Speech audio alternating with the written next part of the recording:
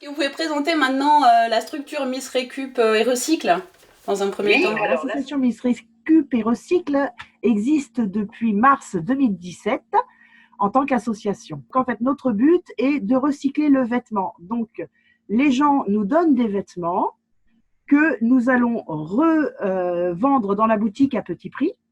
Après, il y a encore une autre partie qu'on va recycler, transformer dans l'atelier couture. Après, encore une autre partie qu'on va redistribuer à l'association Appel Détresse pour les plus démunis. Et donc après, il y a la dernière, on s'occupe de l'atelier qui est les cours de couture. Et nous prenons beaucoup de stagiaires tout le long de l'année pour apprendre le métier de la couture. Et la dernière, la dernière en fait, partie du vêtement qui n'est pas utilisé ou revendu est redistribuée à l'association Le Relais, qui va faire de l'isolation pour les maisons. Donc, ou tout est revendu, ou recyclé, ou redistribué. Et bien, en fait, quand on a appris qu'il y avait le confinement et qu'on ne pouvait plus ouvrir notre boutique, on s'est dit, chouette, on va pouvoir travailler sur notre collection printemps-été en disant, on aura peut-être un petit peu plus de temps pour créer, c'est l'occasion. Et puis, quand le mardi, on est venu travailler à la boutique, on s'est rendu compte qu'il y avait un réel besoin de masques, que ce soit pour les professionnels, mais aussi pour les particuliers. Du coup, on s'est dit, on va faire quelques petits masques qu'on va distribuer gratuitement. Et puis, voilà, ça s'est bien emballé et on s'est retrouvés avec 100, 150 commandes par jour. Du coup, oui, on est à 2000 passés de commandes. Voilà. Enfin, de masques fabriqués. Il a fallu qu'on se professionnalise dans le masque. Donc, du coup, on a fait appel à des couturières bénévoles à domicile. Donc, on en a une cinquantaine maintenant qui viennent chercher des kits. Voilà, exactement, parce que à deux, on n'y arrivait plus, on était complètement dépassés. Voilà, le réseau s'est agrandi, les gens nous donnent du tissu, nous donnent des élastiques, des professionnels aussi qui nous aident, comme la station-service ou Mademoiselle Fourmise. Voilà, c'est très solidaire. Du coup, on s'est retrouvés à avoir tout le quartier qui nous ont donné leur housse de couette. Donc, à mon avis, après le confinement, les gens vont se ruer dans les rayons de linge de maison.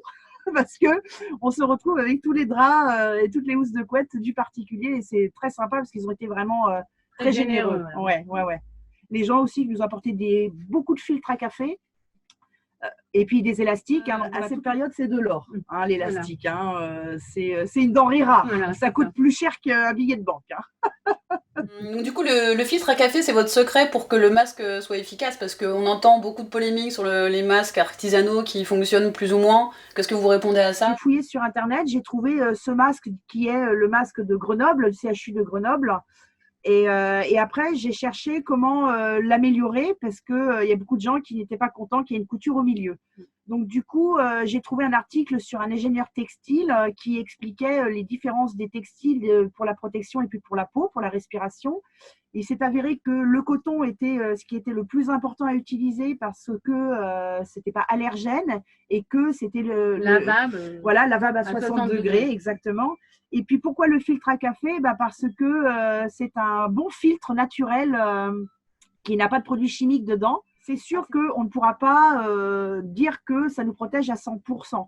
Mais il faut respecter les règles. Exactement. Des 1 mètre quand même.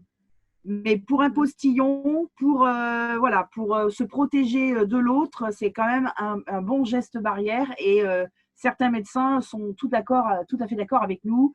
C'est toujours mieux que rien.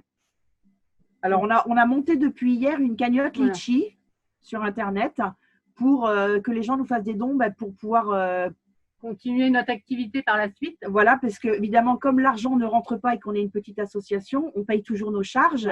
Et comme on est une association, on n'a pas les droits qui sont obtenus pour les sociétés. Du coup, nous, comme on n'est pas une usine à fabriquer des masques, on n'a pas le droit à cette subvention donnée par l'État. Donc, on demande aux gens de nous donner une petite participation pour nous aider à avoir une entrée d'argent, pour pouvoir avoir l'esprit léger en se disant qu'on pourra payer au moins notre loyer, notre électricité. Et si on peut aussi racheter de l'élastique, parce que les dons ne suffisent pas, racheter de l'élastique et peut-être racheter du tissu pour combler le manque s'il y a besoin.